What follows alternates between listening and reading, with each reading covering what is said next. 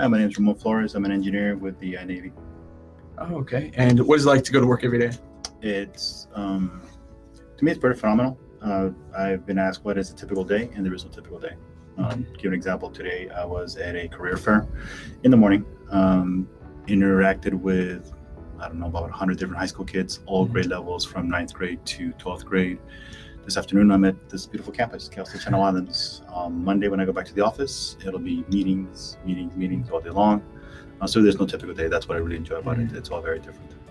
Yeah, it's great. And what is the best part about your profession? So the engineering profession is very technical and it's very challenging, but it's also very rewarding. One of the reasons I got into it is the ability to give back to the community. Working for the military wasn't where I wanted to go originally. I started in aerospace because that was my passion. The reason I got into engineering, I tell this story many times. When I was a kid, I saw Star Wars, and I made to myself the original Star Wars, not the remakes. So I'm a little kid, I'm in 6th grade, and I'm watching this movie, and I'm asking myself, who makes all those spaceships? Forget the storyline. Who makes all those rockets on those spaceships? So go back home a couple days later, go to a library, look stuff up, and I realized engineers make rockets. And I realized that's what I want to make rockets. I want to make rockets when I grow up. So research more, specifically mechanical engineers make rockets. So always was good in math and science in school, so that major was a natural. I chose Cal State Northridge for multiple reasons. One, being poor, I thought I could afford. I didn't want my parents to pay for anything. I looked at USC, I looked at all those other schools, and I qualified for them, but when I saw tuition, I said, there's no way I can ask my parents to pay for that. Again, being a kid, I did not know about financial aid, didn't know about FAFSA, didn't know about scholarships, didn't know about grants, didn't know about loans. I just saw this huge number because USC was my dream school. And I said, I can't ask my parents to pay for that. So I just went down the list, which schools have a good major, which schools have a good reputation, and which schools can I afford? Because I wanted to pay for this thing by myself entirely. So real proud to say my parents didn't pay a single dime for my school. And luckily Northridge was nearby. They had a mechanical engineering major. They had a honors co-op program, and I ended up getting hired through them the junior before my senior year through a company called Rocketdyne, which makes rocket engines. So they liked me enough that they kept me on halftime my senior year, and they liked me enough that they made me a job offer.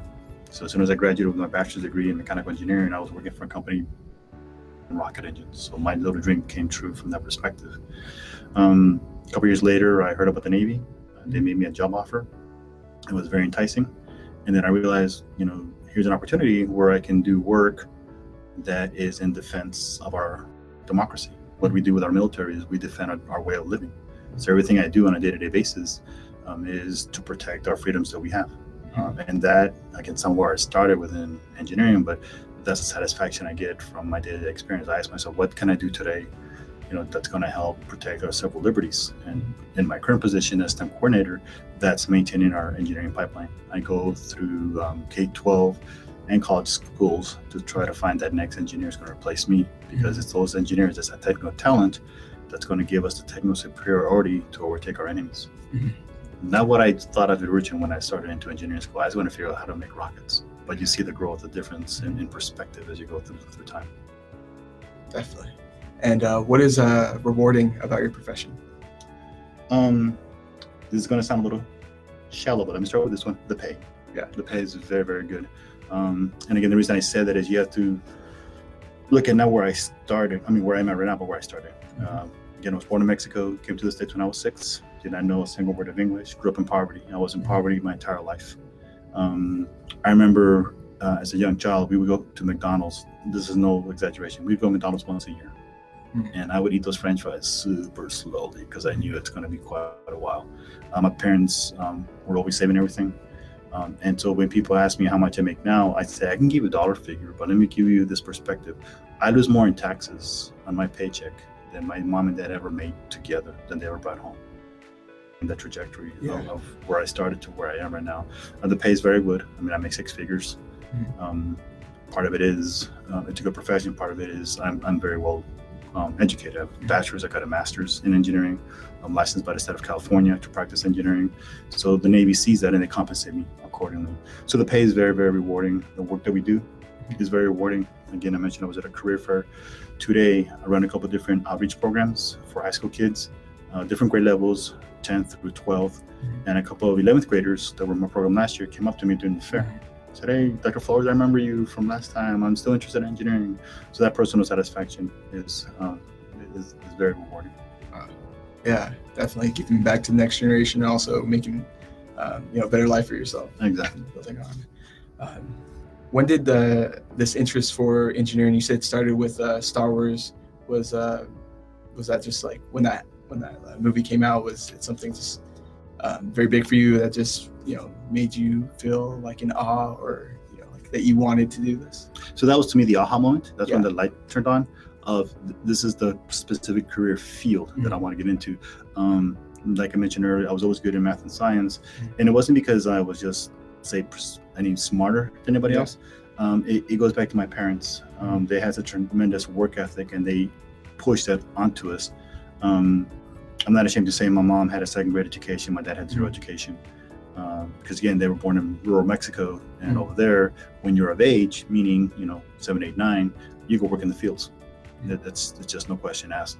My mom being the oldest in her family, there's a certain caregiver expectation that is inherent in the culture. So she had to care for her siblings. She came from like 14. So you can imagine over time, she had very, very young brothers and sisters that she was basically a surrogate mother. So she did not have the opportunity to continue her studies. My dad, again, same thing, rural Mexico. He was a farm worker his entire life. You see him today, he is 75. Is a very, very big man. He's got very broad shoulders, huge arms. I remember as a child just in amazement at the size of his arms, because it was not through genetics. It was just a lifetime of hard labor, of manual labor that he had to go through. When we came to the States, he was a factory worker. He and my parents were both factory workers. My mom would be on her feet 8 hours a day, 5, 6 days a week. My dad worked in a factory where they made those large stumpters. So he worked with press mills and lathes and all that things. So he would come home just full of grit and grime. And I remember them telling us, all the 5 of us, my siblings, saying, "We want you to go to school because we don't want you to end up like us. We don't want you to work in a factory the way we're working. We want you guys to have a better career." So that, again, another aha moment. They knew education was the path. They knew they couldn't help us with the content, but they knew they could do things like, okay, after dinner, we're going to clear off the table. We're going to turn off the TV. This is your space. This is your time to do your homework. A story that I share with many, many students is 6th grade, haven't done my homework, and you can imagine, call back to your 6th grade, you get a sheet of homework, you do other math problems. I would turn it to my mom to correct it, supposedly.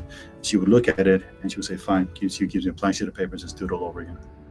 So I would have to do my homework 2 or 3 times every single night. So again, it's not that I'm smarter than anybody else. It's not that I have some brilliance. It's just hard work, that hard work ethic that our parents instilled in us from such an early age. I carried that through middle school, through high school, through college. Because again, being the first to go to college, the one thing I knew is, as quote unquote smart as I was in high school, when I stepped into that engineering classroom, every single kid in that classroom was the smartest kid from their high school. And that was my competition. So I knew I had to put in the time, because all those other students, I knew they were putting in the time, and I knew they all had other resources. I went to school at a time before personal computers. It wasn't until my senior year that I think I had my first personal computer. So a lot of it was just, write everything out, by hand. There was no printer. I was the printer. So again, it was just a lot of hard work and just big work ethic. And then again, that transferred to once I graduated and got into the workforce. I progressed pretty fast in my career, mainly because I outworked my competition. I outworked my peers. I put in more time. I made sure my work was of a higher quality. Because in the back of my mind, I could picture my mom and dad, whatever I turned in to my boss, I could picture them turning it back to me saying, So I made sure what I turned in was of the highest quality. Wow. Yeah, it's in the beginning, I'm just doing it over and over again. You're doing all that work, really, ingrained in you, and just a hard work and work ethic. Exactly. Yeah, I definitely see that carried on. What did you imagine you would do for work when you were, 8 to 14? Honestly, I never thought about it. Because 8 to 14, that's like third grade through maybe eighth grade, elementary school, middle school. At that time, I just wanted to get to my classes. I knew how much my parents valued education, and I just wanted to be the best student I could for them. I always tried to get the highest marks. In fact, again, another funny story. I remember more than once, middle school, getting a test, getting a 98%, super proud of myself, bringing it to my mom. Say, look, Mom, I got a 98%, expecting that affirmation. And first thing she would say, straight face, is, good job. What I meant to the other 2 points. Yeah. I'm like, but I got a 98. And she's like, I know, but I meant to the 2 points. So that became my mark. I was always got to strive for that 100%. Yeah. So that's where I spent all my time during those years. Is okay, what do I got to do to get that 100% and go from there? So the career path, I really wasn't too much focused on that. Where I lucked out is because, again, I was good in the math and sciences. I just naturally was put into those strands, which put me on the path of taking calculus as a senior in high school, of taking physics as a senior in high school. That is one of the bigger prognosticators of success in engineering. If I'm a high school student, I can get to those levels in the math and science. Not to say that if I don't get there, I'm not going to be good. I mean, I know many students who never got past chemistry in high school and did very well once they got into engineering school. It took them a little longer, because they have to make up that time. But if you can put yourself on a path to take calculus as a senior, take physics as a senior, you're well on your way. And again, because of the hard work, I just happened to end up in those levels.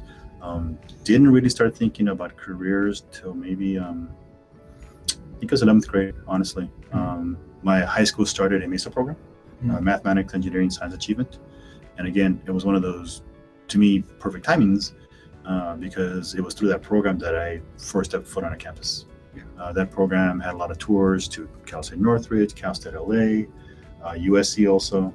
And if it wasn't for that program, I don't think I would be where I am today. They provided tutors, they provided what were at that time, I'm sure they didn't consider themselves mentors, but I saw them as mentors. College students who would come talk to us, college students who were engineering majors themselves, to say, okay, here's recommendations, here's where I've gone. And so now I see myself in that same role. Here's what I went through. It's a lot of hard work, as we talked about earlier. Yes, it's a hard curriculum, but it's not impossible. You put in the time, that's something you put in the time, maintain the pace with your fellow students, and you'll do fine.